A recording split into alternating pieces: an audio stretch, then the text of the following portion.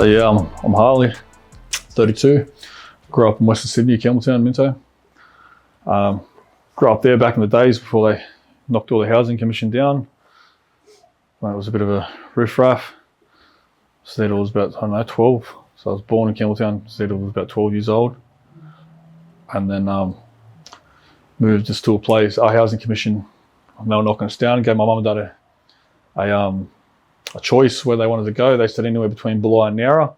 So they moved us to a place called Belambia, which is just another housing place just like Minto, but on the beach. So it's just as bad, if not worse.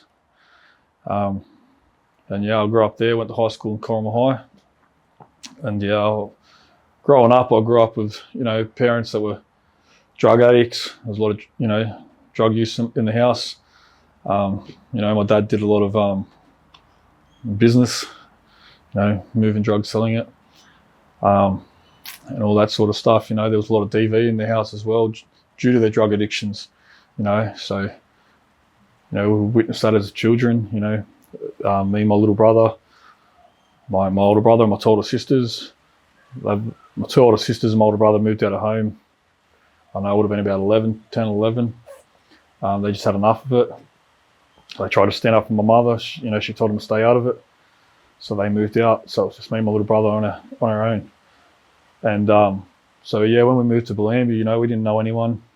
We're coming from Western Sydney, we're the outsiders. So you can imagine going to high school down there. Everyone's gone to primary school together and all that, and I've just moved into this area, long mullets, all these guys, beach kids surfing, whatever, and, here's me and my little brother, both long mullets, So I was, I was very small as a child, due to the medication I had to take because of my ADHD. I was diagnosed with ADHD and ODD at the age of 7.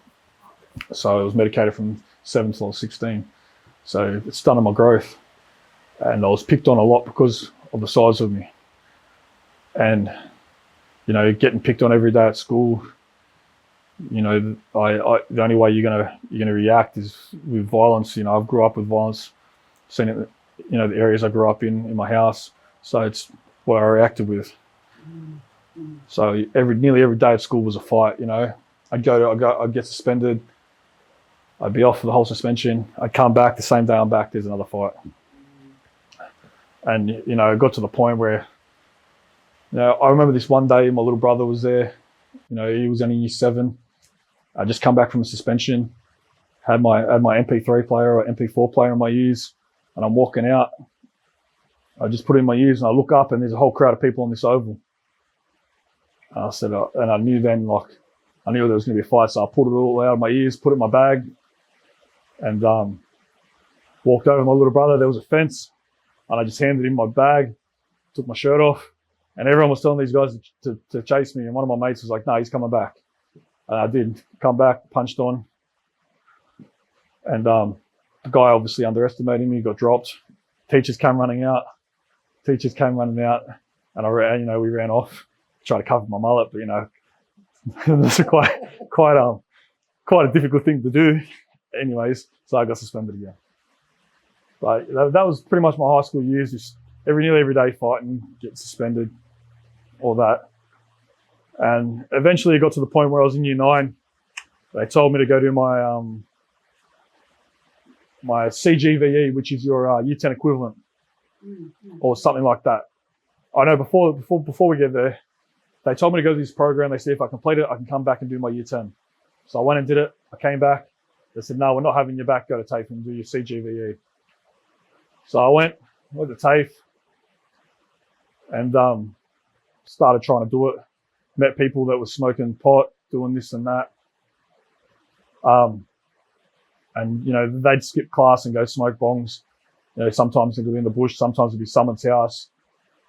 And I tried it a couple of times, didn't like it with these people. Ended up fucking up my year 10 because of that.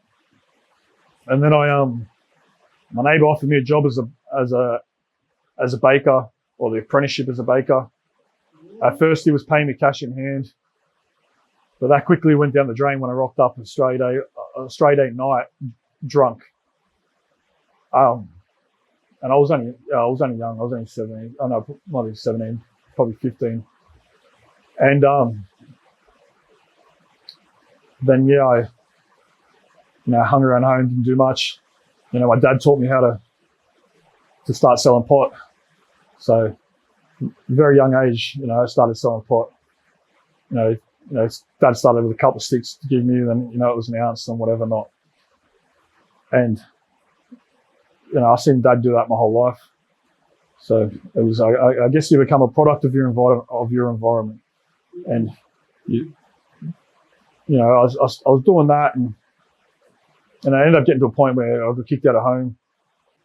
I was actually grounded at this point. I was selling drugs, but I'm still doing the right thing, going to be a surf lifesaver, volunteer surf lifesaver, because I had been for many years. And I was grounded this day, and I told Dad I'd be home at a certain time. I'd be finished at that time, but I finished an hour later. And I got home, and my dad's like, "Where you been? Like, what are you doing?" I said, "Oh, we finished later than I thought." He's like, "No, you didn't, this and that." Trying to call me a liar. Anyways, we end up in a physical altercation. My dad had always flogged us bad as kids, like real bad. Like we couldn't, sometimes I got flogged that bad I couldn't sit down properly. I remember very young when I was in primary school, I got flogged that bad one time. And the teacher asked, I said something to me about sitting down. I said, I can't. And I told her why. And docs ended up taking me to live with my grandparents. But so it was really bad. And, it happened from when we were young, the whole way up through teenagers. And then, this day it happened. We ended up wrestling a bit. And my dad's son, who's my half brother, I didn't get to meet him until 2008 when my pop died. It was the first time I met him, and he was at the house, and he said, as me and Dad are wrestling, my little brother's door's flung open. My dad's like, "Oh, look who's here," or something. And it took my attention for a second, and he was able to try to gain the upper hand on me. And I remember I ended up wrestling him, had him hanging over the balcony, not the balcony, but the top of the stairs, and I was going to throw him down over the stairs. And then I said, "Fuck this, I'm leaving." And he goes, "You're not taking anything." I said, "Sweet." So all I had on me was my surf life-saving shorts and shirt, no shoes. I walked out the front. My dad came out running at me, and we had these fiberglass chairs. They were probably about this big, and I picked one of them up and threw them at him. He's gone inside, and he's come back to the door with this pole. And as he come out that door, I just run at him screaming. I just happened to see a shovel, and I grabbed that shovel and swung it at him. Just missed his head as he ran back in the house. And then he came back with a knife to the door. I told him if he comes out that door, I'm going to bury him in the front yard. And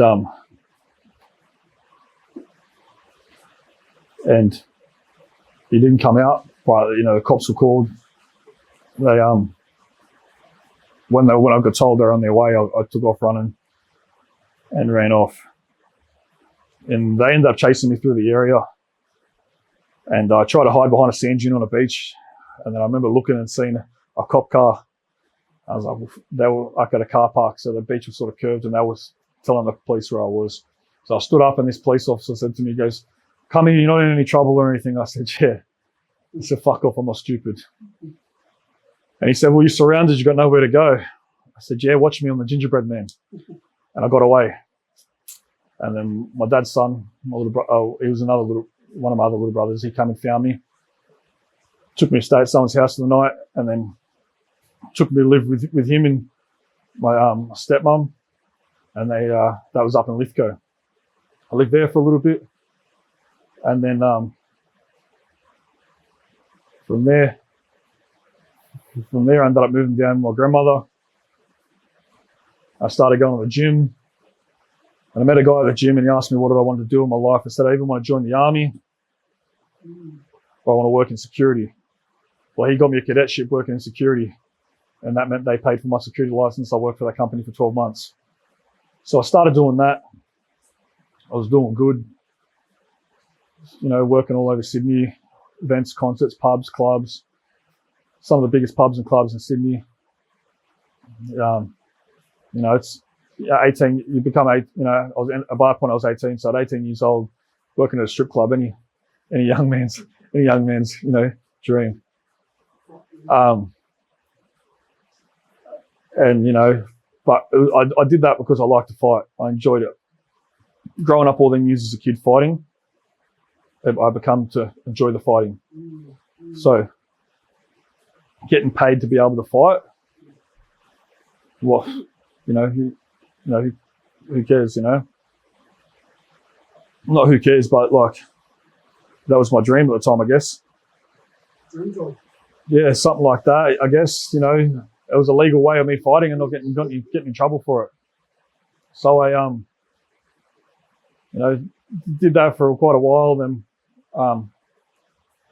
my dad ended up getting raided, and they raided his Coey's house, which is, anyone doesn't know what Coey is, it's a co-offender, and my mum's house at the same time on this day. And mum was home, dad was at his Coey's house, and they raided both houses, and daddy's and two or three other people got arrested.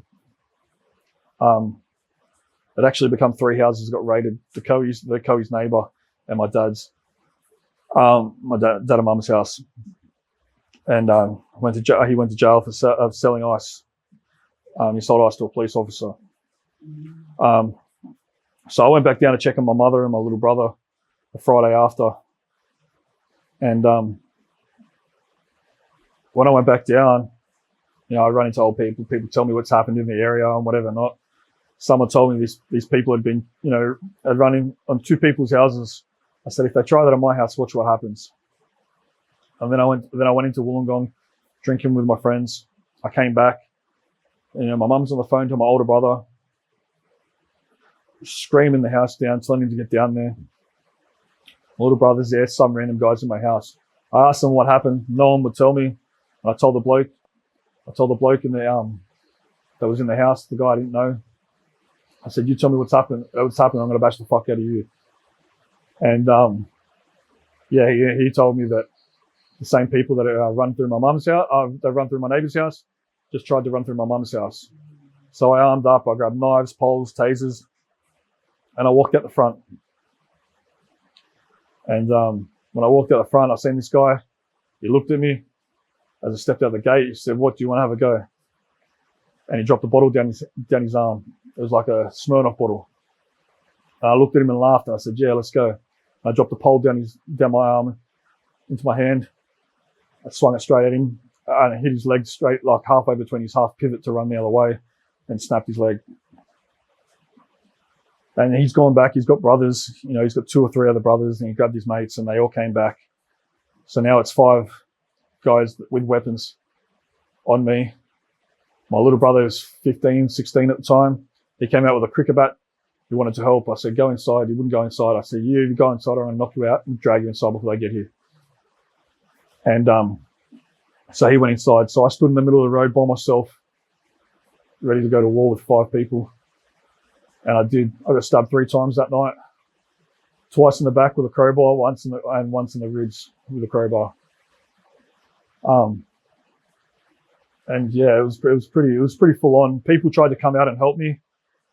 They also had hoods and weapons like the guys I was fighting. So anyone with a hood or weapon, I was taking them out. I took a shot at them. And then I moved back to the area after that, which is Blamby. I moved back there after this because I wasn't leaving my mother and my brother by themselves. When I moved back, I was working. I was doing the right thing, but quickly I started to go downhill. I started drinking, hanging out with people, trying drugs, fighting in the streets. And one night I was leaving. I was drinking with some friends, and my mate had this glass breaker. If you just don't know, the ones that are on the buses that break the windows. He was talking about using it. I said, "Listen, let's go take it to my mum. My mum won't let us use it." So I put it down my pants. We were walking up there.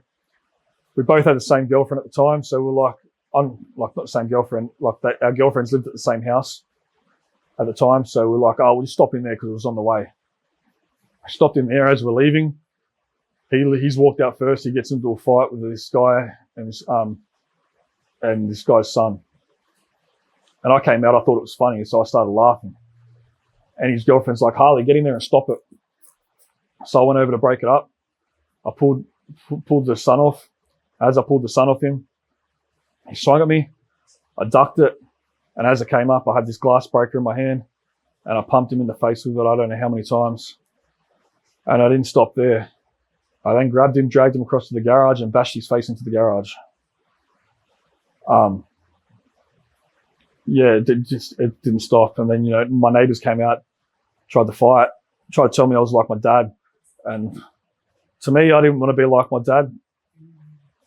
I'm not in so much of an aspect. I didn't want to be like him and things that he'd done in life. But seeing him sell drugs and do all that, I thought to myself I could do it better.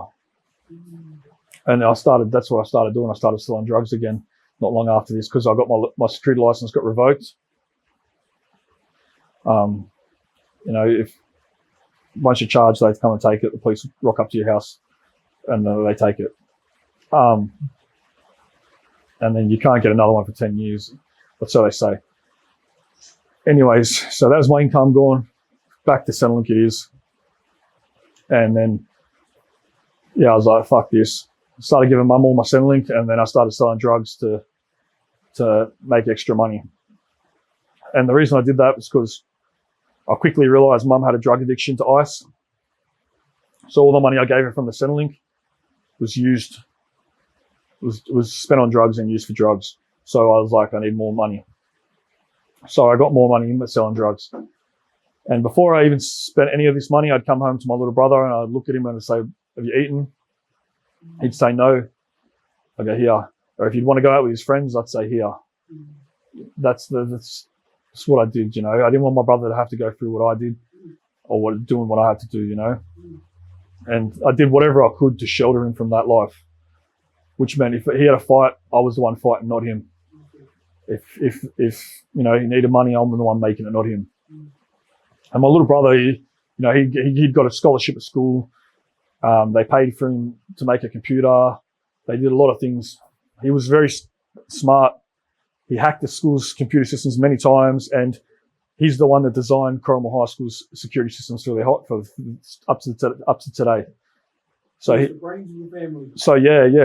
made Corrimal High used his security system to this day. So he did it for him and then rehacked it and redid it again. So yes, he was the brains.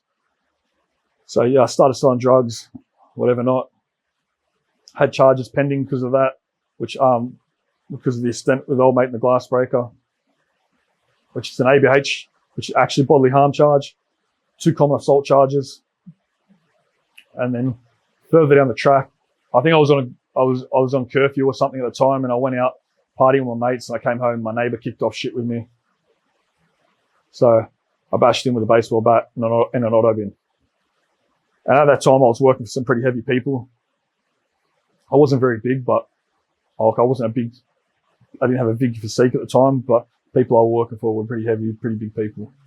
So my neighbour, when he came out, he's a 110 kilo bloke. So when I got these weapons taken off me and whatever not, and he kept coming, I made a phone call. And my mate's like, yeah, I'll be there. As I'm running backwards away from the old matey, like I'm still face to him, but I'm just jogging backwards. People are yelling out, Harley, watch out. And I hit my mate. And I turned around and I said his name. I said, get him. And he attacked him. He was a New South Wales champion kickboxer at the time. Not at the time, but had been. So he's a lethal. He's one of the lethal motherfuckers I've ever met in the streets. The things I've seen this bloke do, whether it be biting ears off, things with knives, all different weapons, it's pretty crazy. The only guy that I know that's not with a club that I've seen clubs bow down to and ask him for advice. So it was pretty heavy, and definitely at a young age. To watch this happen. So then I breached my curfew. Cops came looking for me. Eventually they catch up with me. I think I was out partying one night and I got a phone call saying they were at the house looking for me. And I was going from the nightclub to my mate's house, and we had to walk past the cop shop. So the coppers that had just been to my house pulled up at the front and seen me. So I've walked over and gone, surprise, here I am. And they arrested me and took me in. got refused bail. Straight to jail I went. And you think when you're about that life, you think you're about that life, you think you're ready for jail. You're really not. You're not ready for you don't think jail is as big as it is. You don't, there's hundreds and hundreds of people, all these different pods and wings, and it's the worst of the worst in the one place. And yeah, so I went straight to Silverwater. Actually, I went straight to Silverwater, I think. And then, you go through Darcy, which is a shit show. Everyone there straight off the street, has nothing. And I was lucky, people knew it was my first time in. They're like, this is back when we could smoke. They're like, get that first packet of smoke so you got some currency. So I did. But fuck, I don't know how to use that shit as currency. It's my first time in. Anyways, so from there, the Silverwater for a bit. And I went from Silverwater to Bathurst. I walk into Bathurst, and there's a couple of guys that I knew there that had come from Silverwater. As I walk upstairs and walk to my cell, I sent a guy's card. I sent a guy I knew. I was like, oh yeah, how you going? This and that. I was like, who's your cellmate? I looked. That's my half brother and sister's uncle. I didn't know he was in jail. Anyways, so the next day I went out and made a phone call. No one would tell me what he was in jail for. They told me, he told me assaults this, that, at a Bradbury pub. It was all a lie, it was all bullshit. And when I called my family wouldn't tell me. So it wasn't until I got out that I found out that he was in there for sexually assaulting my sister. But the reason no one told me was because I would have killed him. And the only reason I was able to tell is because my dad told me. Because even though he was in there for that, he still had my back. I had a couple of people try to fight me, he still had my back. So I still respect him for that, for not leaving me with her. But at the same time, if I ever catch him, it's not at a family function or something where my family is, he'd be very badly hurt. Got back to jail, so I was there for a bit. And because I was only, I just turned 19, once you get sentenced, I went from Bathurst to Parklea. I met some good boys there, training with them. Some good Aussie boys. They've done well for themselves now. They were, into the MMA and all that, so I trained with them. And I've trained with them since I've been out of one of their gyms that they own. And so I went to their Parklea, got sentenced. Because when you're 19, you're a young offender. So anyone from the age of 18 to 25 at that time, they were sending us to a place called Windsor 1, which was young offenders at the time. A lot of people that's done jail around that time, this is back in 2012, you would have known Windsor 1 to be young offenders. And we go there and we wait to go from there to Oberon to a camp. But I got released from Windsor 1. But there at Windsor 1, because we're all so young, everyone's just out to prove themselves. And, some of the shit that you see there, the shit that I've done there, it's, you wouldn't do it, you just do it, you could see that you were doing it to prove yourself. Yes. Yeah. Like I carved my name into someone there with a razor blade. And that guy got sent from there to another jail. And my dad was at that jail. And he asked my dad if he had a son with my name. My dad said, yeah. And he said, why? And the guy said, oh, no, I was just with him at Windsor 1. My dad sent the word to me on a visit. Like, you got someone to come visit me. And I sent the word back and told him what had happened. So my dad knew something was up when this guy had asked him, did he have a son with my name? But I can't say the guy ever did anything wrong by me. I just guess I did it to make a name. Yeah, to make a name. If you're known as someone hectic and ruthless in there, I guess everyone else will leave you alone. And I got released from there. I got picked up. I got taken back to from Windsor, which is quite a bit from Bellambi. Someone picked me up, took me home. As soon as I got to home, I went to the boys and said, "Give me an ounce." The day I was released, I just got home. Like I went and dropped my shit down, walked straight back out on them streets. My girlfriend at the time, she came and picked me up, and I said, "Yeah, I'm gonna have a shower. I'll come see you." And I went straight back out on them streets. Asked for a start. So I started selling drugs, debt collecting, working for some people, working back for the same people, and these people I'm working for, they started getting heavier on drugs, so they starting to go a bit more loopy. And when I come home, someone said to me, they go, "Don't trust them, Harley. It's not like it was before you went. It's worse." And I was like, "Yeah, all right, whatever. I got this, whatever. I don't give a fuck." And no, they weren't wrong, So my dad comes home. I think it was 2 weeks after that. After I got out, he got out, and he came home. And yeah, he was done with selling drugs. I ended up having a falling out or something with these guys. I started selling drugs on my own, and they ended up kidnapping me and my dad, held a machete to my throat while I watched them bash my dad in front of me. So then I go looking. When we get out of that situation, I go looking for someone to give me a gun. But no one wants to give me one because I've told them what I'm going to do with it. No one wanted to.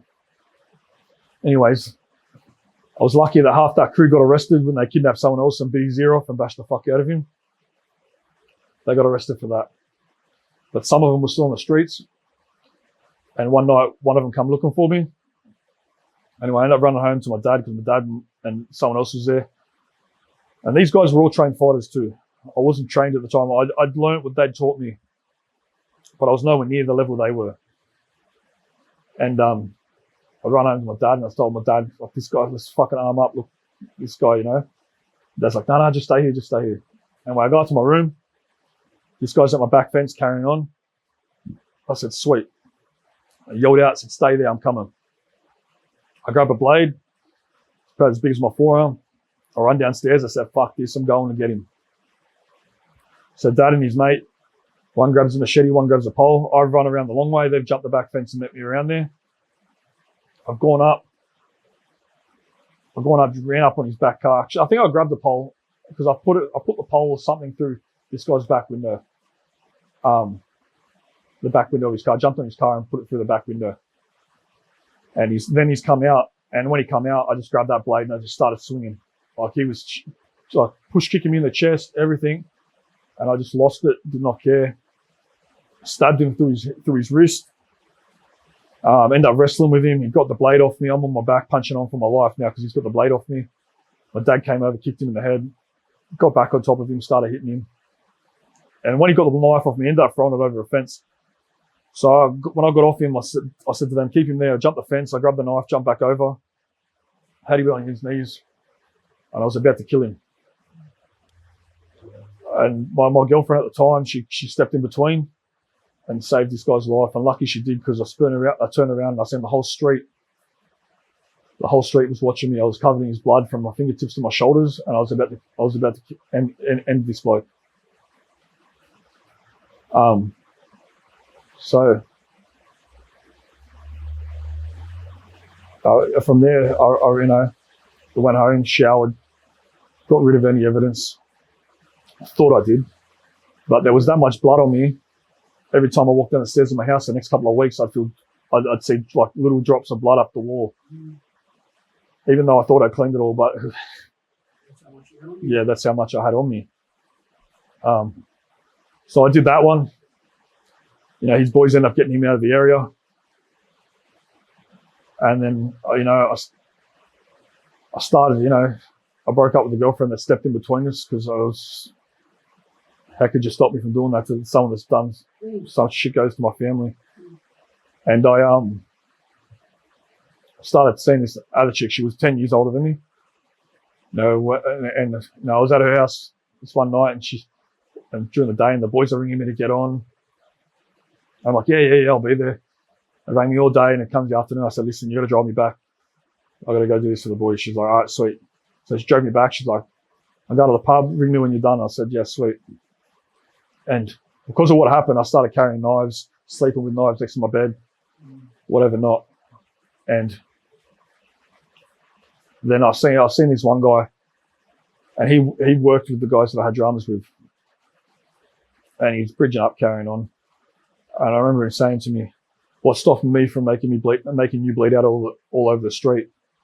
So I pulled my knife out of my pocket and I grabbed him by the throat. I said, "What's stopping me from making you bleed out all over the street?" At that time, he pulled a knife, so I jumped back, shin kicked him, dropped him, and stabbed him in the shoulder. As he gets back up, I realise he's got a bigger knife. So in my head, I'm going, across the road from my house, I'll go grab a bigger knife. So I went to go grab the other knife, and I thought, like, that was in my bedroom. So I thought, stuff run upstairs, baseball bats, yeah, I'll grab that. As I went to grab that, machete's behind it. So I've grabbed the machete and I've run back out, jumped the fence in one go, swung it at his leg. I don't think I cut his leg. I still to this day, I don't think I cut his leg. There was never any photos in the brief of evidence, but he grabbed it, severed his thumb off. And then, yeah, I had people that got rid of evidence for me or tried to get rid of evidence for me. I went home, threw my clothes in the wash, whatever, got changed, got the fuck out of there. Police then gone to my house. The wash machine was turned off. And I couldn't think how this had happened, because I knew I turned it on, but it had been turned off. It wasn't until I read the brief of evidence, the statements, and everything, that I put two and two together and had people tell me this, people tell me that. So I had a friend that got rid of the machete. The police found the machete. And he got a phone call from my dad asking where the machete was. At the same time, in the evidence, it says the police took my dad upstairs and asked him where the machete was. He went to my window and said, "It's behind that house in the rocks." And my mother said the police threatened to pull his parole. And mum went off. So you put it together, my dad gave me up. It's pretty hard. You know, you're 19 years old and your dad is giving you up. My dad told me, never talk to cops. We don't talk to them. It's no comment. You know, I go get arrested now. They come and ask me for a fucking statement. I'll bite your fucking nose off if you open this door. Shit like that. But the one person that taught me everything that I had to know about the streets is the one person that stabbed me in the back. And don't get me wrong, at the end of the day, you've only got one set of parents. I love my mum and dad, and I always will. Always will love my mum and dad. But, I'm still going to have that in my heart against him.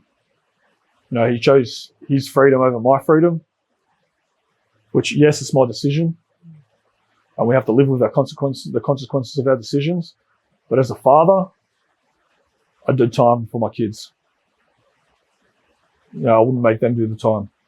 And if they pulled his parole, he would have, a year, 6 months.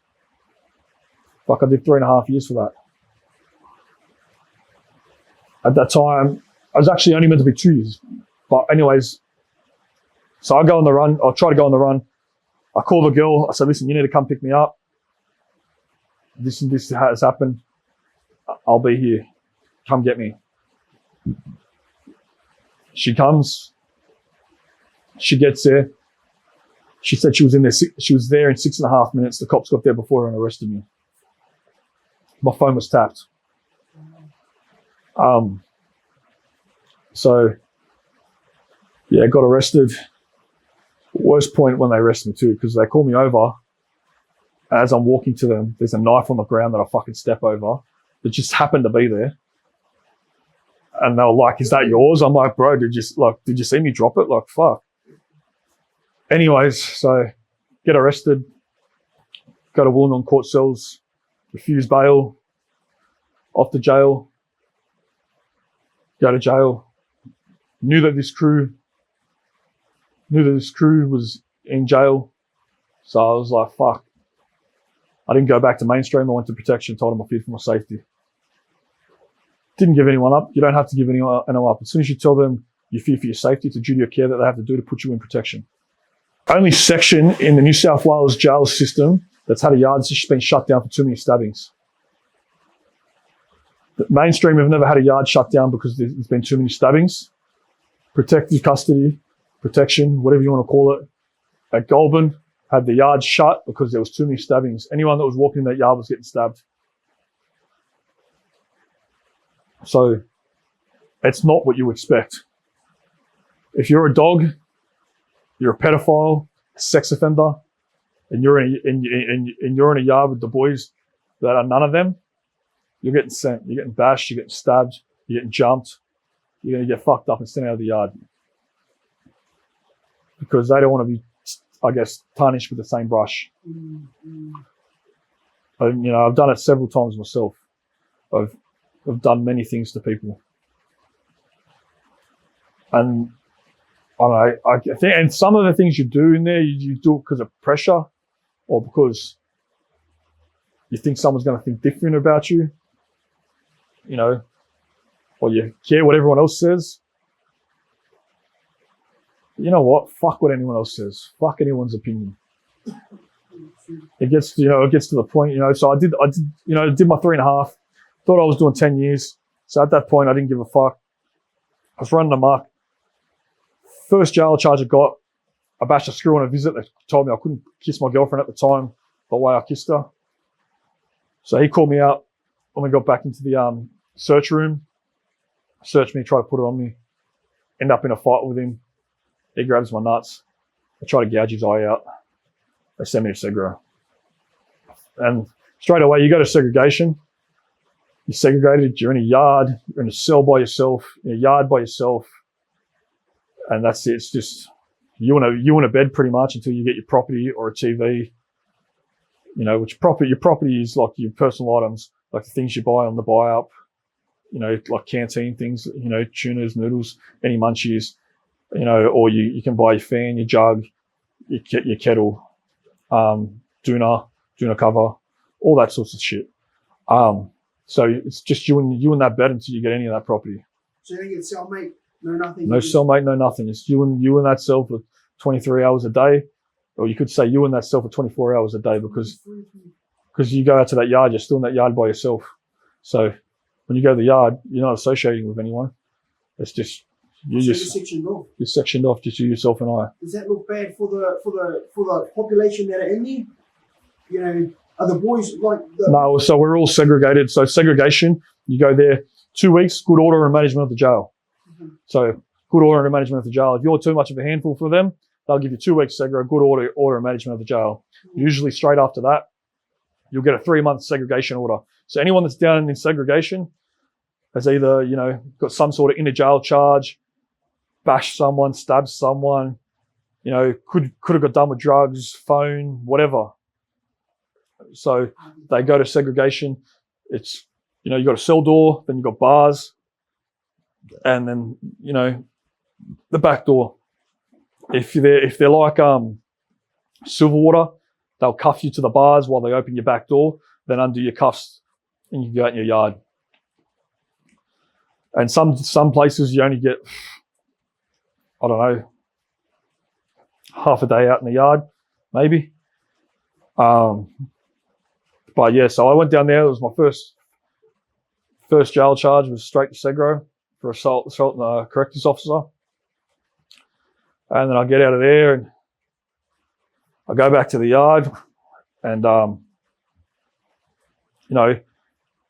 in protection, there's a lot of gangs.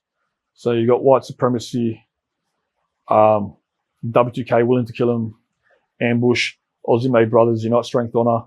That's who I run with. It's tattooed on my back. There's plenty of others. And I hadn't met any of the W2K at first, and I already joined the gang. And W2K is one of the biggest. So I remember my mate joined them, and I was like, well, fuck, I want to join them now, because my mate joined them. But their leader, he wouldn't let me. He said, nah, you're already with the gang. No, I'm not taking you.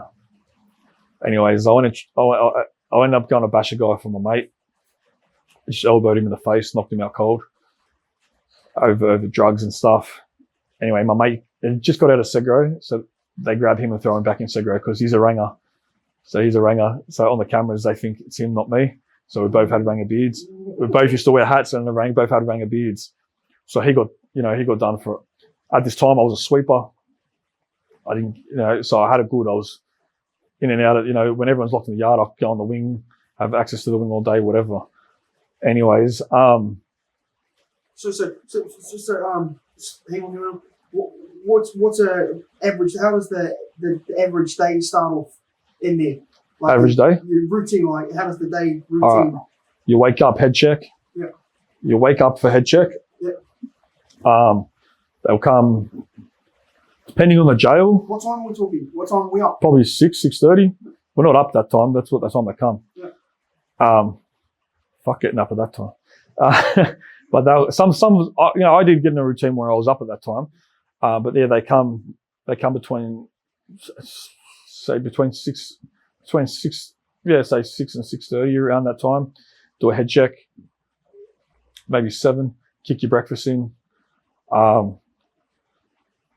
and then lock the door again. And then we get out anywhere between 8 and 9 o'clock, depending on the jail. You get out, which means you get out to a wing access. Some, depending on the jails, sometimes it's straight from your cell, straight out to the yard. Some jails give you wing access for at least half hour, an hour before you go out to the yard all day. And what's a wing access? So wing access, you got the kitchen, so you can have access to hot water and the microwave. There's TV. There's a TV in most of the wings, so you can sit there. If you're in a newer jail, they have these little foam couches you can sit on. A lot of the older jails don't have that. It's just the new ones that have come out in probably the last 5 years to 8 years. But yeah, so then you go out to the yard and you're locked out there till lunchtime, which is then at lunchtime. What's the yard? And what's in the yard? Just the square fucking box? Depending where you're at. Yep. When I first started going to jail, you go to Silverwater. Silverwater they actually used to have these weight machines in the yard. They used to have these old metal weight machines.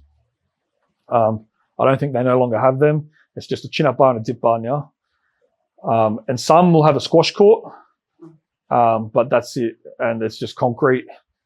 It's just a concrete yard with fucking dip bar, chin-up bar, phones on the wall. And some jails will let you have a jug in the yard. They'll have a power point in the yard to bring a jug out to the yard so you can have hot water access in the yard. Some don't.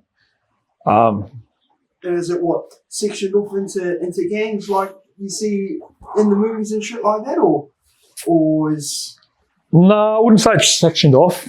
Like I'd say everyone sort of I guess everyone sort of has their own cliques, yeah. But some of the boys will associate with each other. Okay. But some people just like to hide in the corner, read their book or play cards. All the boys that train sort of, will talk to each other, and, anyone that's in jail doing a long time or done a decent time will train. A lot of people just, not a lot, I wouldn't say a lot of people. Yeah, probably a lot of people that go there and they they just want to do their time and go home, and there's other boys that just make it their home. And when you start selling drugs, running with blades in jail, it becomes your home. Mm-hmm. And that's what I did. I remember we had a race war, Aussies and the Aboriginals. It started over a fucking cigarette. My cellmate at the time, he had a cigarette. We could get rollies, White Ox, and he had his White Ox packet sitting at the top of his shorts. And one of the Aboriginals come and asked him for a cigarette. They said nah. Anyways, I can't remember if they palmed him in the face or punched him in the face, and then took a cigarette anyways. And he had braces. I call them roommates because fuck. I've just been at rehab, so roommates there. But so my cellmate, he had braces, so his lip got stuck into his braces. And I had to go back to the cell that night and rip his lip out of his braces. But before we got locked in, I said, fuck this. I said to the boys, that's it, we're going to war tomorrow. I told the boys they held the blades. I said, bring the blades, this, that. I said, sweet. My door's the last one to get unlocked at muster. All the boys were lined up at my door waiting for the door to open. And yeah, they, when the boys come in, had tap handles off the showers in socks, tuna cans, metal can openers in socks. My mate gave me a blade. I said, fuck. I said, grab the other one. I said, this one's too long. I said, fuck, I got shorts on. It went from my waistband down past my shorts to my knee. And I said, nah, fuck it. Anyways, I ended up putting pants on, jumpers on, training gloves on, wrapping towels around our necks so we can't get stabbed in the throat. And man, we went out to the yard. And the boys kicked it off. And when it kicked off, I remember grabbing a guy and I ran across to him. I pulled the blade out from under my shirt. I grabbed it. I threw it up his shirt. I said, yeah, hold this. Because we expected them to have blades. They didn't. So I grabbed it, and I figured too, I was already facing one stabbing charge on the outside. I didn't need another one on the inside. So I've grabbed this blade. I've run out, threw it up old mate's shirt. And I ran over and started punching on with him. When it all finished, old mate I handed the blade to, he comes over and goes, what the fuck was that? I said, what do you mean? He goes, that was a fucking samurai sword. And this is probably it's been the biggest blade I've ever seen in the system. Anyways, I ended up having it wrapped in a jumper. I got out to sweep. I said, here, get these, put them back away. So we did, put them back in my shower drain. And that's where I used to have them, in my shower drain. Anyways, back to what I was saying. Yeah, so I ended up, back to what I was saying about the gangs and stuff. I ended up bashing this guy, elbowing him in the face over drugs. And they were going to send my mate to Segro. My mate begged me, he said, Harley, I just got out of Segro. Can you just take the rap and go? I said, yeah, sweet. So I went to the screws and I told him this morning, I said, listen, I said, it wasn't him, it was me. They said, what do you mean? I said, he didn't bash old me, I bashed him. He said, what'd you do? I said, I elbowed him in the face once. He goes, don't you think that was a bit vicious? I said, no, I only did it once. And they goes, all right, lock him in. So they locked me in. Mind you, I'm going to Segro now. You know, me and a couple of the boys, you know, one of the boys had some thumb drives and shit, you know, so we had all the latest movies on them. We had pornos on them. Like I was living life, you know, drugs every day, you know. Now I'm going to Segro where I'm not going to have any of this, you know. So they locked me in and said to my mate, I said, yeah, give me the thumb drives. I want to watch them before I go. So I'm sitting in the cell locked in watching movies and whatever not. Anyways, they I think it was a day or two and they end up coming and saying they're taking us to Segro. And my mate yells out to me, he goes, Harley, just tell him you're going to take your cellmate hostage and you're not going. I said, nah, fuck that, fuck this, I'm going. So we ended up, I packed up all my shit. They already come and told us, pack your shit, you're going to Segro. So I'd already done it. They opened the door, handcuffed us, and all the boys are yelling out at us as we're walking out of the wing and walking down to Segro. They're like, where are you going? Harley, where are you going? I said, I'm going to my penthouse. Because when you're in a yard, you're in a cell, and you've got someone in your cell all the time. You've never got any space to yourself. When you go to Segro, you're in a yard, but you're in a cell by yourself. So it's all right for a bit until you've been there a month or so, and then you start losing your shit. How big is the cell? Is there anything in the cell, or you got TV obviously? Wide. Yeah. Wide is about as big as this room. Wide, that's how big it is. It'll be this width. Length. Park Lee, the length of the cell is this length. Some varies on different windows. Oh yeah, some windows, some places. Oh no windows. Oh, hold on. Oh yeah. So I'm guessing you just got. Depends on the jail. Yeah, you've got your mattress, your bed, your toilet, your sink, your shower. Except if you're a Bathurst. TV. If you're a Bathurst, there is no shower in your thing. You have to wait for them to come take you to the shower. So that can. What about like I say winters and summers? Fucking Summer gets very fucking hot. you're cooking. If you just hope in summer you're in a new jail, because a lot of the new jails have air conditioning in the wing, Yeah. which cools down your cell. Which you can have a fan in your cell, but it doesn't help. But if you're at fucking Bathurst, Goulburn, fuck, good luck to you. Good luck being there in winter. You don't want to be there in winter either. At Bathurst or Goulburn, it snows there. Same with How many hours Lithgow. are you in your fucking cell? While you're in Segro? When in sugar? Yeah, 20. 23 hours, 24 hours. And they let you up for an hour. Let you out for an hour, you get one phone call a day. Sometimes every second day. Depending. It's supposed to be one phone call a day, but depending on whether they have time or not on that day and how many people are in segregation is whether you get a phone call or not. When I was at Park Lee, it became every second day you'd get a phone call. And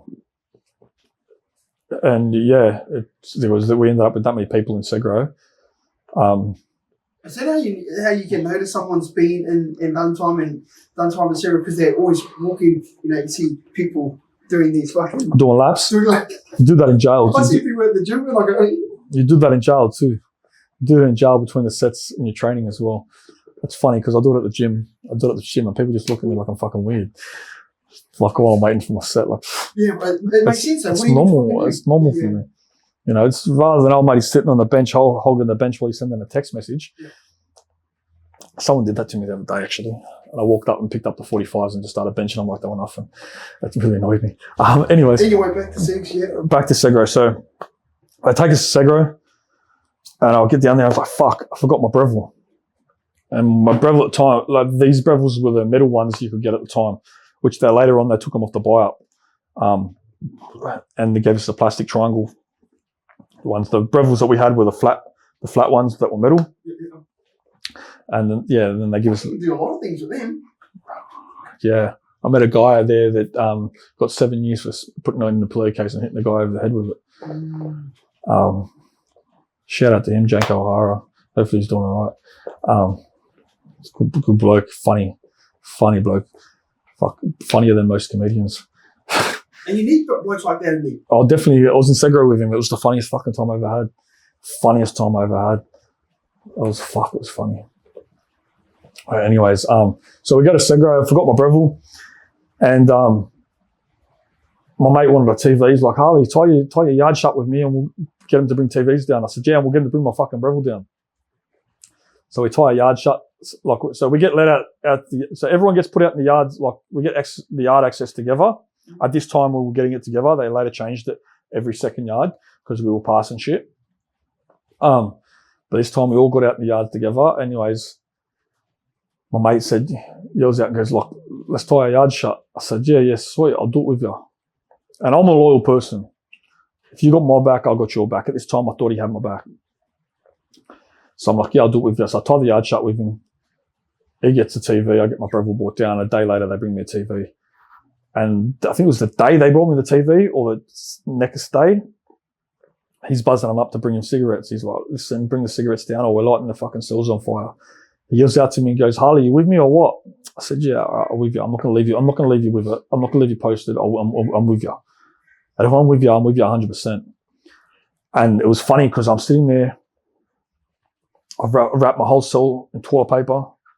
I've got a pile of mattress and shit at the back of the cell, the front of the cell. I'm going to light this whole motherfucker on fire. Anyways, he told him, he goes, you just have 2 hours to bring him or we're lighting up. And it was been 2.5 hours. And the whole 2 hours, I'm sitting there, I'm quiet. I'm watching the fucking TV on mute. I remember it was Spider-Man. I'm watching Spider-Man on mute. And like, I'm just sitting there quiet on the edge of my bed, watching this on mute, getting ready. Got a shirt wrapped around my head. And I'm just sitting there. And I guess, I don't know, you're preparing yourself for what's going to happen.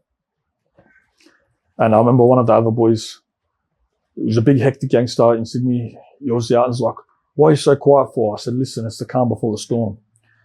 And they laughed and they thought it was funny because they thought I was joking. Anyways, That's my mate. I said, that's it. Let's light fucking little fires under our door. Anyways, I light mine under the door. This fuckhead doesn't light it under the door, just light it in the corner in his cell. It wasn't big enough to do anything. But the reason I said light it under the door, because it'll come up on the cameras and they'll have to come down. Well, when I lit it under the door, they just happen to come for a door check, and they come every couple of hours for the door check to make sure the doors are locked and you haven't got out.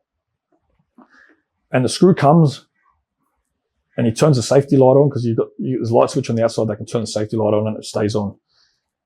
And he must have seen a little fire under the door. He's like, what the fuck? And he's turned the light on. He's like, what's going on? I said, you got told you had 2 hours to bring smokes. It's been 2.5 hours. Lighting the cell on fire. Well, as soon as I said that, he's called a cert call.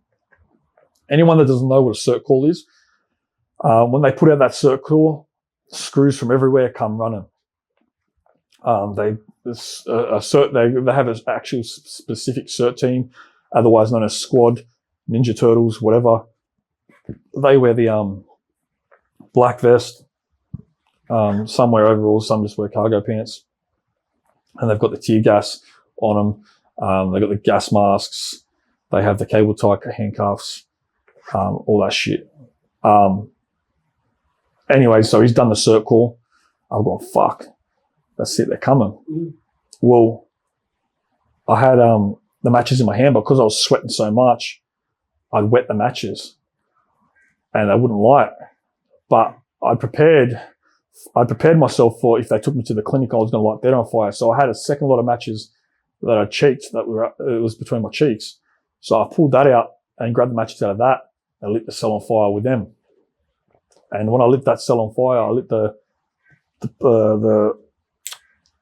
pilot, the back on fire first. And when I lit that fire, when I lit that up, they opened the door, but they couldn't, because the bars are there, they can't get in. And they tried to spray a fire extinguisher through. So I grabbed the mattress and put that over the bars, and I stood there holding that over the bars so they couldn't get the fire extinguisher in to put the fucking fire out. Well, the smoke got that bad, they had to evacuate everyone, put them out into the yards. There was a guy next door to me. I don't know how to this day. I don't know how he slept through the whole fucking thing. I don't know. He was on some fucking good fucking antipsychotics. Because I remember when I came back down, it was like, what the fuck? And I told him what happened. He's like, well, I didn't hear a thing. The fire alarms are going off. The fireys are there putting a fire out, and this guy didn't hear a thing. Oh, good psych meds. But anyway, so they evacuate everyone. I'm holding this mattress. The boys are yelling at me, Harley, you right? I said, yeah. They're like, get in the shower. I said, I can't. I'm holding the mattress over the fucking bars. So, I can say if I get in the shower, they're going to put the fire out. Anyways, I got to a point where I started coughing that bad. The smoke got that thick. I pulled my shirt off my face because I had it wrapped around my face. And when I pulled the shirt off, I grabbed the bars and I put my head to the bars. I had burn marks down the side of my face. My eyebrow was melted. My eyelashes were melted together. They got the screw got the door open. Canada, so I call him Canada. Still works at Parkley, or did. I'll never forget him. He pretty much saved my life. If it wasn't for him, all the other screws would have left me there. And I stumbled down the hallway, got ambushed by a bunch of screws. One screw, they handcuffed me, searched me, and like this is how dirty they are. These screws, like he literally pulled my fucking pants down. It was like he fucking like tried to, I don't know, look at my ass or something. But that's like, they can't do that. They can't physically put their hands anywhere near your ass or anything like that.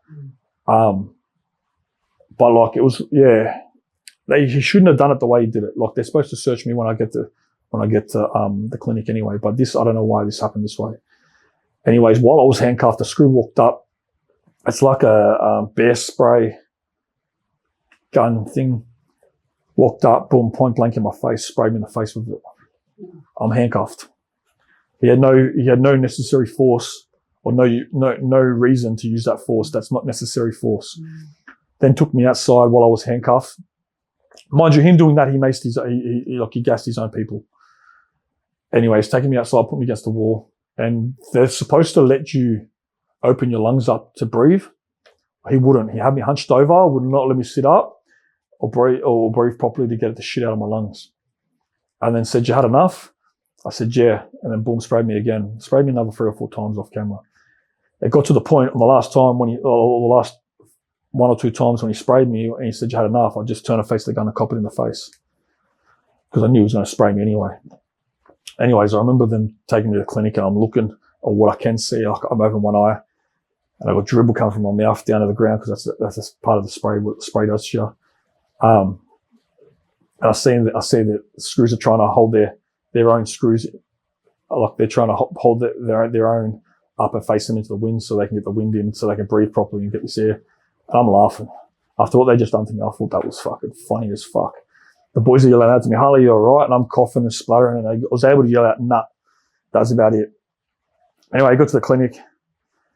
They put me on a suicide watch in a dry cell, which in a dry cell, it's not a normal bed. Can be a concrete slab as a bed or a metal bed. Some places will just throw a mattress on the floor, a fireproof blanket, which is like an itchy as fuck blanket. They'll put you in like a suicide gown. That way you can't do anything. They don't bring you your food in a metal tray no more. They put it on a plastic plate. Everything they give you is accounted for when they get it back. They got you on proper suicide watch. And to get out of that, you've got to go see a psych. And I went and seen the psych. And I spoke to them. And they said, why'd you light yourself on fire? I said, well, I didn't do it to kill myself. I just did it to prove a point. Anyways, I got out, went back to Segro. So I'd already got a 3-month order for bashing old matey. Oh, no, it was a 2-week order. Then now I got a 3-month order and had to pay $500 for damages on the cell. Anyways, so I'm in Segro and I'm just running amok. They're not giving a fuck. They come down there, shit's changing while I'm down there. We had plastic chairs in our cell. They try to take them. I punch on with them because they're trying to take them. We had shower curtains. They come down, try to take them. I punch on with them because they try to take them. They try to take my plastic tubs that, you put your property in and put it under the bed. And when they tried that, I told them to go get the area manager. They said, you can't. She's in a meeting. I said, we'll go get the operations manager. They said, he's in a meeting too. I said, we'll go get I'll go get the governor or something. And they said, well, we got a better chance of Santa Claus coming. I said, watch, I'll get all 3 down. And I end up punching on these screws. Oh, well, they're actually the squad. I punched on with them and they tackled me to the ground and had me handcuffed on the ground. And I'm laying there, area manager, operation manager, and the governor walks in. I said, see, I told you I'd get them all down here. And so now that's another fucking, I don't know how long. I ended up in Segro for 12 months straight. That's in yard by yourself, cell by yourself, whatever. When they classoed me out of Parkley, they classoed me to Nowra. But before that classo came back, before they told me where I was going, I asked them where I was going. They said, you're going to Supermax. I said, well, fuck, it's better than here. At least I get a chin-up bar and a dip bar. And they looked at me and they go, you serious? I said, yeah. Well, fuck yeah, I don't have a chin-up bar or a dip bar. And then I got down to the reception, asked them, and they said, no, you're going to Nowra. So I ended up going to Nowra. Went Nowra, Junee. So I went from Nowra, Silverwater, Junee. Got kicked out of Junee, from Junee to Bathurst. Bathurst put me back in Segro. This is all in one time in jail. I've done 4 stints in Segro because Junee put me in Segro. So first time Parkley put me in Segro for 3 months. Then Parkley again for 12 months. Then Junee for 3 months. Then Bathurst put me there again for another 3 months because they didn't want me in their jail. This is in 3.5 years. I've done, and that's how much Segro I did. I did them 4 stints, and everyone starts to know your name. And back to the thing with the gang. It was funny because they wouldn't have me because I was part of a gang, but they after lighting my cell on fire and doing everything I'd done, they were like, "Fuck, we should have let him join." But I'm still good friends with these boys to this day, still. But you do things. My learning thing from that was when I lit my cell on fire and did all that, it was nothing that I didn't do that for me. I did that for my mate. I did all that for what I thought was a mate. it wasn't really, because nothing out of that was benefiting me. It benefited him.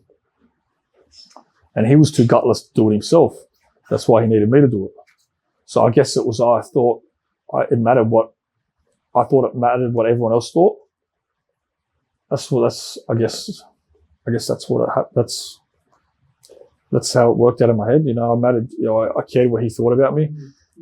I cared, you know, but really, he didn't give a fuck about me. Just like all you guys out there now. You know, you're all out there. You could be selling drugs, running with gangs, doing whatever. And you'll do whatever for your brothers or your gang or whatever. But when you're in that cell, you know, you think you're about that life till you're sitting in that cell by yourself and none of your gangs around you, none of your boys are around you. They're not going to give a fuck about you. They're going to be out there making that money, getting drunk, partying, taking drugs, sleeping with chicks, doing whatever, while you're sitting in that cell.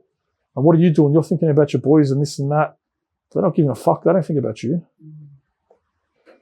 They don't think about you at all. Too many to count. People I've seen with crews and gone to jail and their crew's nowhere to be seen. So, well, who cares what everyone else thinks? Who cares about that? So I did that 3.5. But while I was doing that 3.5, they made me go do a thing called the Violent Offenders Program. So I was in Segura at Bathurst until they come and see me for that. And they come and see, VOTP is called the Violent Offenders Therapeutic Program.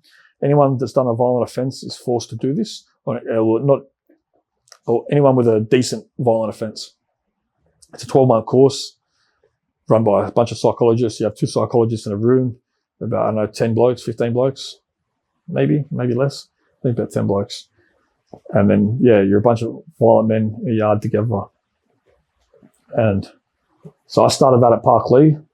Then from Park Lee, it got moved to Long Bay, which it's there now. I remember I went to Long Bay. And there's a guy,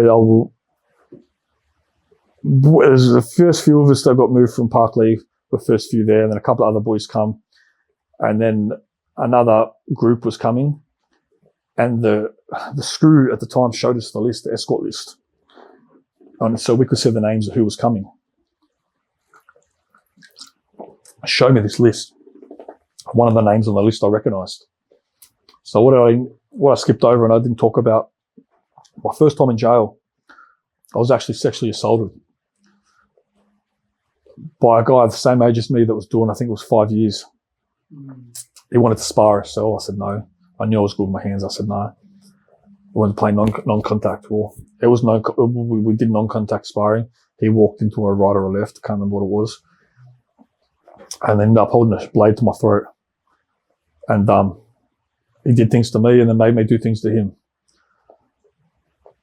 And this guy's name was on that list when I was at the VOTP at Long Bay.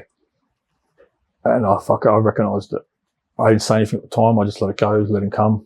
And from that first time I was in jail to when I went back, I knew I promised myself. I started training from the day they put me in a court cell. I started training. So now I'm fucking twice the size of what I was the first time. And I promised myself I'd never be a victim again.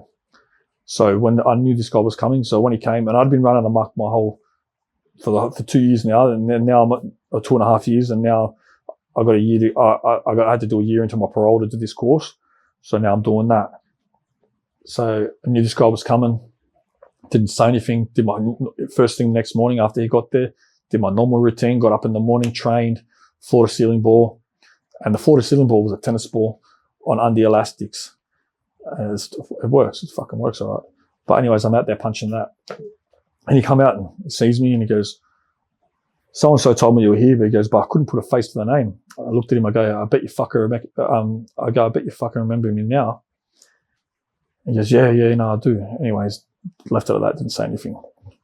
Anyways, this guy's birthday's coming around. And the boys are sending him out a birthday card because it's only a small wing. There wasn't many cells in that wing, or a lot of us were 2 out. There was a couple of 1-outs there, which is 2 outs in a cell with 2 people, 1 out in a cell, one person. Anyway, they send a birthday card around. I signed it just to keep the peace. Anyway, I'm in the kitchen this day and he comes and says, "Oh, thanks for the birthday card. or whatever. I said, look, mate, I only signed that to keep the peace. I looked at him, I said, don't ever think I fucking forgot what you did. And he goes, yeah, but we're brothers now, this and that. I'm like, yeah, all right, whatever. I let it slide. Anyways, I got fucking, it got higher to get on drugs. And I woke up one morning, like the first thing I did was get up, fucking smoke some butte. Anyways, went out to the wing, and this guy was still asleep. And I went and seen one of the older heads. I said, look, bro, I'm taking this cunt out. I'm going to kill him. I'm taking him out. That's it. Like, I'm going to kill this cunt. And he's like, why? And I told him what happened. He's like, no, listen, he'll do it. I said, no, I'm going to do it. And the old matey that said the other guy that wanted to do it, so it was an Aboriginal guy that did this to me. The guy that was willing to take him out for me was an Aboriginal guy. His own crew, his own kind wanted to take him out. And I said, no. I said, I'm going to do it. Anyways, he had to get up and go to get his pills or his methadone or something. I had to go get my pills. I come back, he sat in front of the camera. So I'm like, fuck. What am I going to do? I was like, fuck, I can't do this on camera, because I do this on camera, I'm looking at a long time. I'm looking at 20, 25 years to do this on camera. I was like, fuck. I'll go do my course in the morning and I'll come back.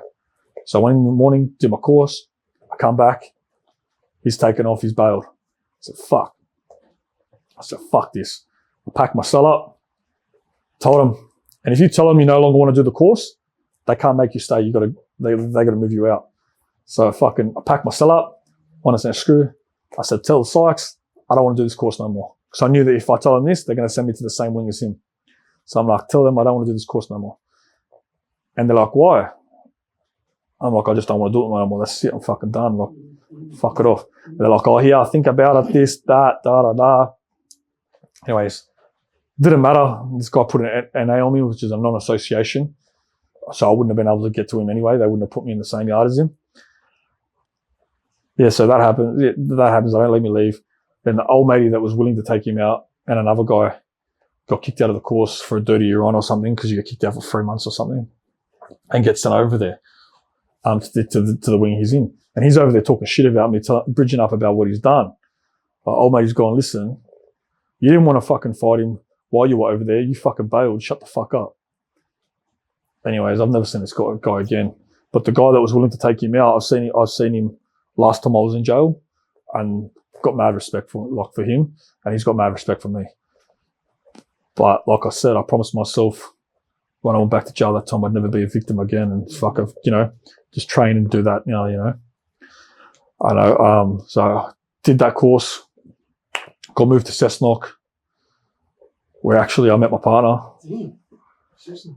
Got moved to Cessnock. She was visiting my cellmate at the time. Oh no, she was bringing in my cellmate's girlfriend to see him. And this particular day, I'd been asking her, has your girlfriend got any friends that'll come see me? And he's like, yeah, this is one that drives her up every week. I said, oh, ask her if she'll come see you. Anyway, she's like, yeah, she'll come see me, because at the time, me and him didn't know, but his girlfriend was going to break up with him, and she didn't want to be the awkward third wheel. Awkward third wheel, So yeah, she come and see me one visit, and was back every week after that. Fucking, what are we now? 9 years. 9 years, 2 kids, and I'm a father to a daughter as well. But yeah. So she come and see me. I was doing the last 2 or 3 months of my sentence. I got out. She come from Newcastle. She lived in Newcastle. Come down to Campbelltown, stayed at a hotel, and I went and seen her the day I got out. And I was pretty fucked up. I was so institutionalized. Like, I was fucked. I was always jumping, looking around. Cars are going past. Trying to watch my back. And she would tell you she'd never seen anyone as fucked up as I was the day that when she seen me get out. Because jail is institutionalised you, and running amok and running hard in there, or I guess You're on edge every day in there. You don't realise it. And then you bring that home with you when you come home. And it doesn't just affect you, it affects those around you as well. But I guess that's the life we choose. Yeah, I used to say when I go to jail, I become who I got to become to survive. And that's very true. I bet you couldn't walk in there not having any sort of set of skills or status. Mm. Can you walk in? Can I or someone that's fresh off the streets, never punched someone, never had a fight in their life, walk into prison and be fine? You can. Yep. You can. Yep. But if someone that's walked off the streets, never had a fight in their life, or that's come to jail, and they want to walk in and they're being charged of that yard, yeah, good luck to you. You're going to have people coming at you left, right, and centre.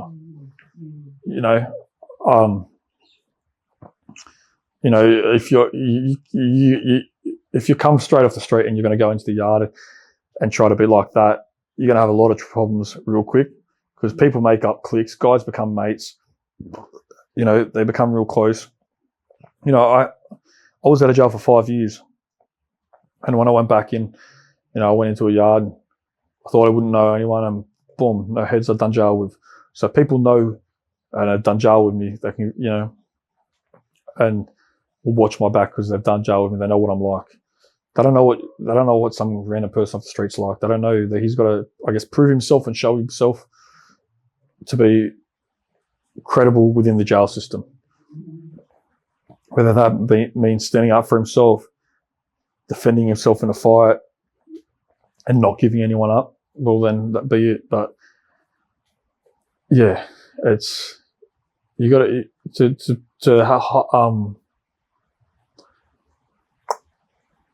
I guess to be someone in the jail system, you got to have some sort of backing, but you got to be able to back yourself as well. Like last time I was at Shortland. One of the only guys. There was two of us actually that had our gold rings on with our diamonds in them in the jail system. Screws couldn't take them off me. Like they tried to, so long they tried to take my ring, but it wasn't until I lost size. Because you go in there, you can't survive the jail food, you lose size. And it wasn't until my finger got smaller that they come and took it. So running around like that, I had fucking three or four blades, something like that, and five blades, 2 pairs of scissors we'd broken that we stole from the clinic, and another blade that we'd made. Someone's going to come in and try to pull shit on me because at the time I was selling drugs in the jail. So fuck. I thought, I have a couple of blades to defend myself or take someone out. 'Cause people carry blades. They go on escort with blades. You're not going to be the only one. We're in a jail system. No one's there for fucking being angels. People have thought of this shit, and you got to think of this shit. When I was doing my 3.5 years, I had a vest made up out of magazines. So if I got stabbed, it would stab the vest and not fucking take out any of my vital organs. That's the sort of level already you got to be prepared to go to. And what about joining gangs in there? Does it help to join? It obviously does help to join a gang, or are you? It helps. Are you forced upon to join a gang, or? I wouldn't say forced upon, but I'd say it. In some aspects, it might help, but in other aspects, it's going to bring you a lot more drama. It's going to bring drama that you didn't ask for. It's going to be drama that you didn't cause, that you're going to have to fight for now. Because you're with them. Because you're with them, yeah. So at the moment, you got white supremacy and W2K going to war. Half the people that are in white supremacy didn't cause the drama, but they're going to cop the backlash because they 3 or 4, I think it was 4 of them, stabbed the leader of W2K. So 9 times in the back. So they're going to, you got to think, is it worth it if you join a gang? Is it going to be worth it? I had a guy from my own gang try to get me taken out because I knew he was a dog. I hadn't seen him in years since he gave us up, and then I went to jail my last time, and I said something to him. He didn't like it. Didn't like me putting him on the dog, all that. And he's older than me, and he got a young guy to come say, goes to me, I'll come in the cell. Look, let's have a crack. I said, what? And I thought me and this guy were mates. And he's like, yeah, you want to pick on old guys, this and that? This guy wasn't even that fucking old. But anyways, I said, yeah, sweet. I ran up to my room, took my shirt off, grabbed my gloves. As I run back down, I'm going in the cell. I looked at old matey. I said, when I'm done with him, I'm coming for you. So I went in the cell. I punched the fuck out of old matey all over the cell. I come out of the cell, went straight into old matey's cell. I said, get the fuck in the cell, let's go. He wouldn't come to the cell. I ended up waiting, doing laps around the wing, waiting for him. And he wanted me to I ended up slapping him around the cell because I knew he was going to fucking give me up if I did anything worse. So, yes, it's not worth it. It's not worth it. And look, I was out 5 years at one point. When I did my 3.5 years, I got out and I was out for 5 years. And then went back in and did 18 months. And then I was out for 2 years. And then I went back in and did another 6 months. And then got bailed or rehab, did 6 months rehab and got out. But you think being out of jail for so long, you're out of the, you'd be out of the, how can I say it? Out of the, like, you think people would forget you, They don't forget. No one forgets you. Definitely if you're running around bashing people, fucking pulling blades and doing whatever, no one's going to forget who the fuck you are. Mm-hmm. It sticks with you for the rest of your life. And then if you do all that and get out and try to change yourself, it's quite fucking hard to change yourself and change your thinking. You become a product of your environment. Mm-hmm. So as a child, I became a product of my environment. I guess even as an adult, I'm still a product of my environment from when I was a childhood. Then I go to jail, you're treated like an animal, you act like an animal. You see everyone else around you acting like that, you become a product of your environment in there, and you become worse. Nothing about, they call it a rehabilitation, they call corrective service a rehabilitation center or whatever the fuck they call it these days. There's nothing rehabilitating about jail. Nothing will rehabilitate you. It just teaches you how to do crime better, make money. It's like the fucking Harvard for fucking criminals. It's nothing a rehabilitation. It doesn't teach you anything. I call it home. Even though I've been out, I get out and I stay out for a long period. When I was out my 3.5, I was out for 5 years. When I went back in for 18 months, I rang my mum and dad and I said I'm home. And when I say that, they knew I was at Parkley because I did so long there. I called it home. But yeah, so I did the jail, got out. I was out for 5 years. You met my partner, yep. Met her daughter, so I went from fucking 3.5 years in jail straight being a stepdad. Like, what the fuck?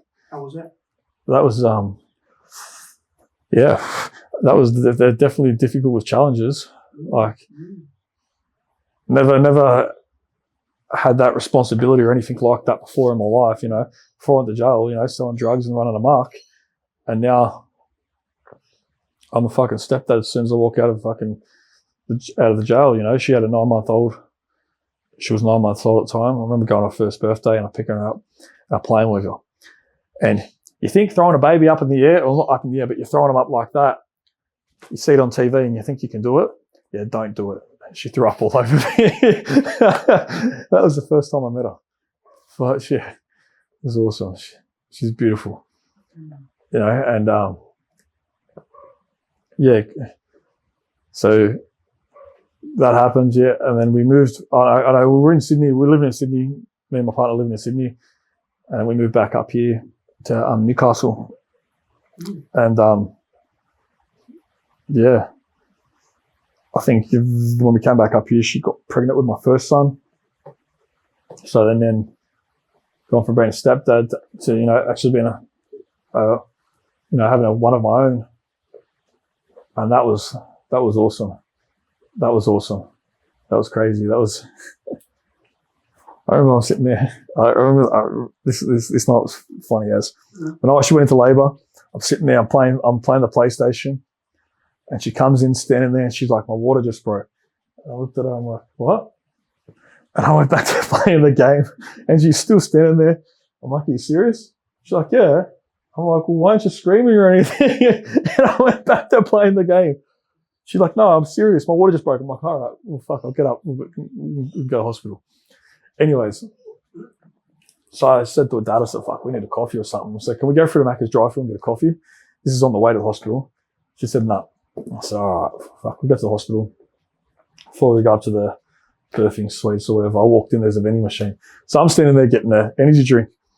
And they're all standing there waiting for me. I'm like, what are you doing? I'm like, the baby's going to come. Like, I'll meet you up there. Like, I'll be up there before you get to the top. So I got my energy drink and went up. Anyways, we could have went through the Macca's drive-thru. It got to the point where I fell asleep waiting that long for my son to come. Woke up to them all in there talking about rushing her into theatre and stuff, but in the end, he ended up coming out. But yeah, it was awesome. Then moved away. I moved away from Sydney. Moved to Queensland. We lived there for 2 years. Had my second son up there, which was awesome. Yeah, so we moved up there. And then had him, and he's the smartest little shit. I don't know, he doesn't get his brains from me. Does not get him from me. Anything with numbers is amazing with me now. But yeah, I had him. Moved back from there, moved back down here, and I was back in Sydney 2 weeks. 2 weeks. Get a phone call from my parents for help. They used to call me all the time to sort their dramas. Within the 5 years of being out and having my kids and being a dad, they used to call me all the time to sort their dramas. And I'd call friends and go, here, go sort this for me, go sort that for me. You know, they'd call me, we need drugs. I say, all right, yeah. And I got sick of sorting this shit. So that's why I moved away. I moved away to get away from all this shit. But I come back 2 weeks and I get a phone call. They're in a situation. They got someone staying in their house, making my mum feel unsafe to the point where she's got to carry a knife in her bra. And I was like, fuck this. I called my brothers. I said, fuck this. Let's go to war. Brothers were like, yep, that's it. We're with you. Whatever. We'll go with you. And then my older brother's like, no, look, how about we move him out of the area? This and that. I spoke to my partner about getting him moved in. She said, yeah, but I can't have no drugs in the house. I said, no drugs. So I rang him. I said, listen, I'll give you an opportunity. I said, you can move out of the area, come live with me, and be drug free. That means no drugs at all in or anywhere near my house. I said, or you'll never see your grandkids again. That's the decision I had to make. And they took being drug free. That was 4 years ago, 5 years ago. That was 4 or 5 years ago now, and they're still drug free to this day. Still doing well. You know, my dad had a lot of medical issues when he come off the drugs, but he's sort of got that sorted now. You know, mum's back at work. You know, they have a car now. They're out of housing commission. They're in a private rental. You know, they've had to buy everything brand new in their house, but they've done that. You know, they own it all. You know, they're doing really well. You know, they went from when my mum met my dad.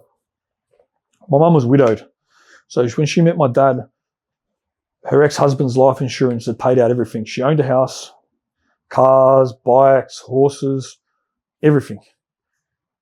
But her and my dad, through casinos, gambling, drugs, just partied it all away and ended up with nothing. By the time I went and got him moved him out of housing commission, they had nothing. It was all the furniture they had was fucking shit, fucked up. It was just disgusting. You know, so them to live the way they're living now, it's awesome. It's like, and they did it without a rehab. They did it with out that. They did it with pure drive to be in their grandkids' lives. You know, and they're better grandparents than they were ever parents to me. And I love that. You know, I love that. How are you with your parents and stuff now? How's the relationship? Yeah, I like to deal with them in small doses.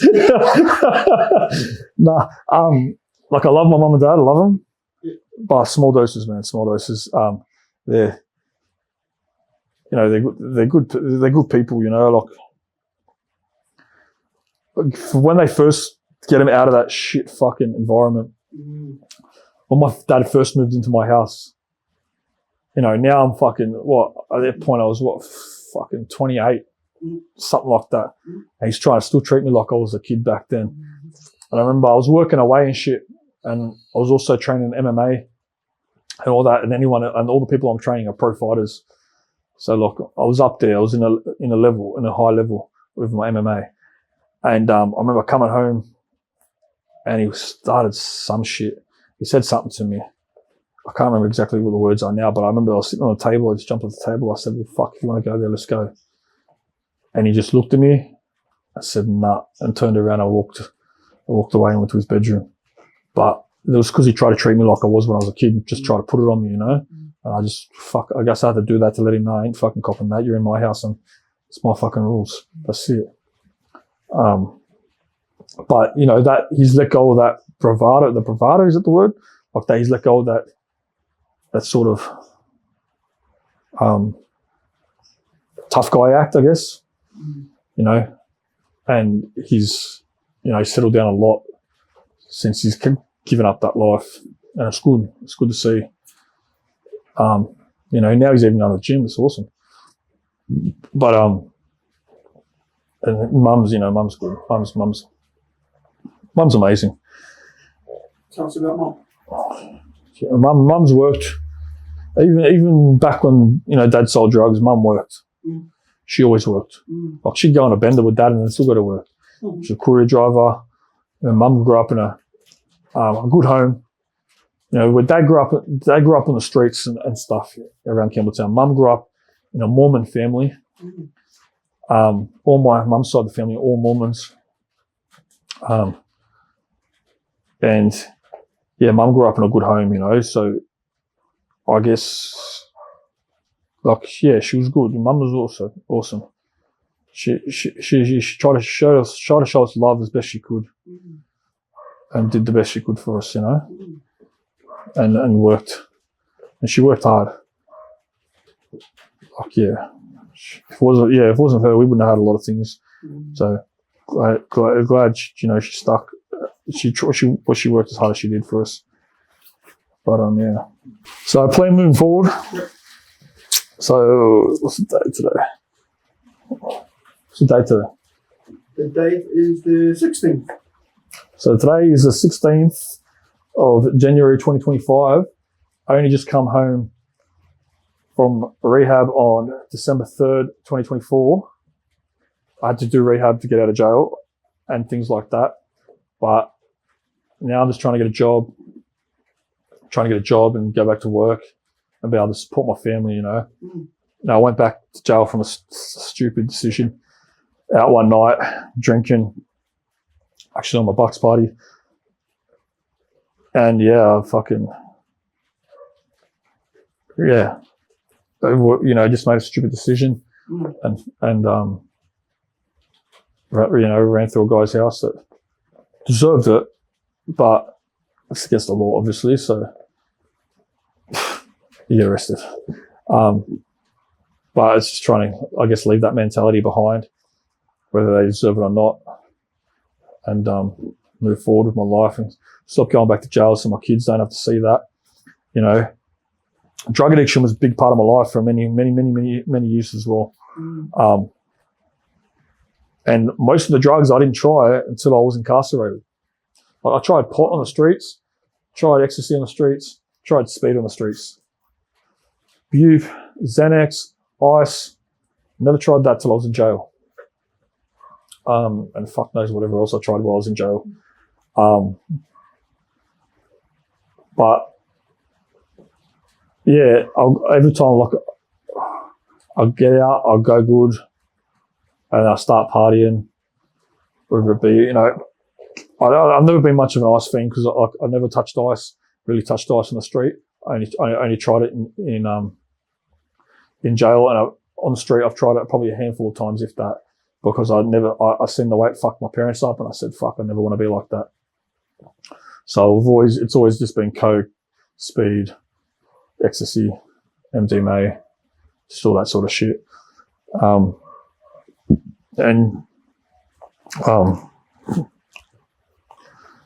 Yeah, so like last time before I went in, I was snorting that much coke. It wasn't funny. So going to rehab and doing that it was good. Never done NA meetings before, so it was all right.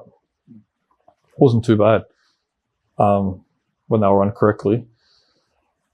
But yeah, I just want to be able to freaking support my family, man, in the future and put them goals. Are you going back? No, I'll die before I go back. Yeah. I've always said that I'll die before I go back. Give me some advice for our new generation. There's always going to be someone harder, stronger, and better. That's what they tell you, yeah? But trust me, there's always going to be, I wouldn't say always going to be someone stronger or harder, but there's always going to be someone that's got one more screw loose than you do. You know, you're in a little area, whether you're from fucking Newcastle, Campbelltown, wherever the fuck you're from.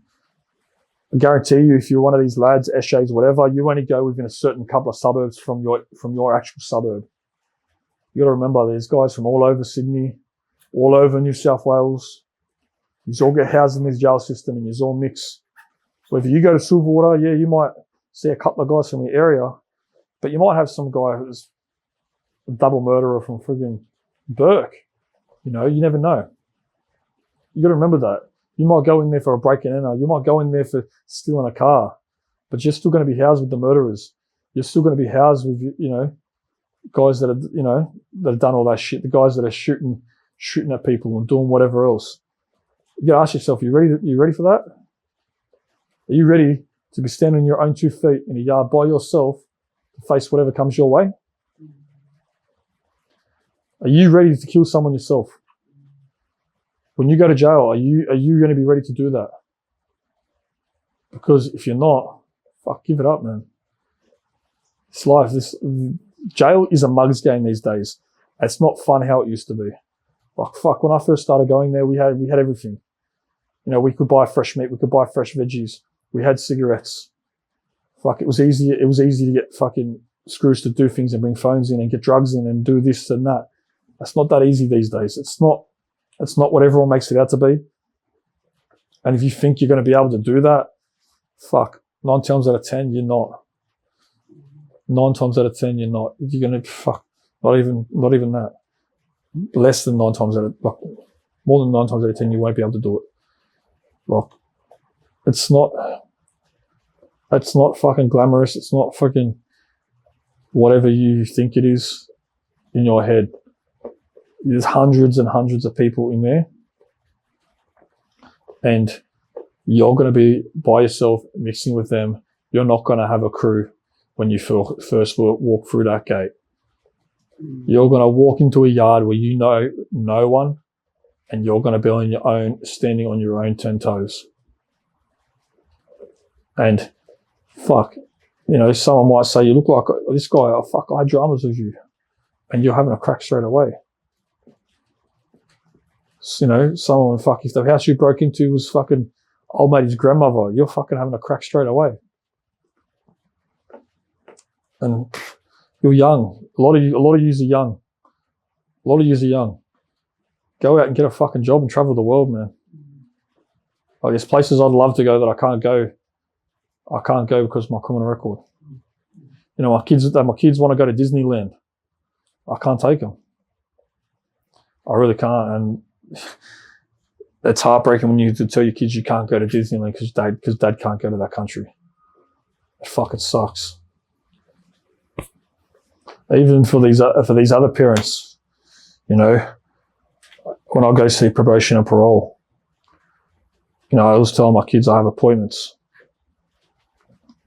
And my daughter asked me, why do you have all these appointments every week that you have to go to?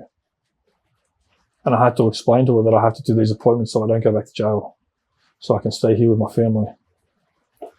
Because, you know, she's getting older now, and you know, I thought I'd be able to get away with just saying it was an appointment. But, you know, my kids are a lot smarter than you think. So if you're one of these parents that are out there fucking running around thinking you're still fucking 21, being a gangster, selling drugs, whatever the fuck you think you're doing, wake up to yourself. You know, you're still kids.